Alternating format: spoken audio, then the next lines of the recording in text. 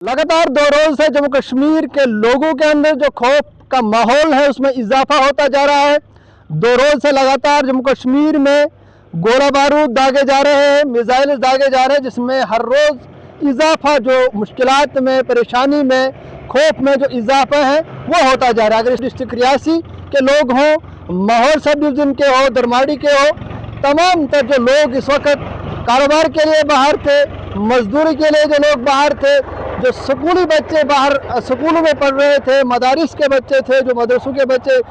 दीगर अजला में, जम्मू में, पुंछ में, राजौरी में, दीगर अजला में तालीम हासिल करने के लिए गए थे, तमाम तर लोग जो है अपने घरों की जानिब इस वक्त रुख किए हुए। अगर मैं तस्वीर आपको दिखाने की कोशिश करूंगा तो सब डिविजनल हेडक्वार्टर जो मोहर का है, यहाँ पर भी इस वक्त काफ़ी भीड़ का माहौल देखा जा सकता है। जो लोग बाहर से आ रहे हैं उनमें भी काफ़ी मायूसी उनके चेहरे पे देखी जा सकती है, और वो तमाम तर जो लोग हैं वो अपने घरों की जानिब जा रहे हैं। कहीं न कहीं इस वक्त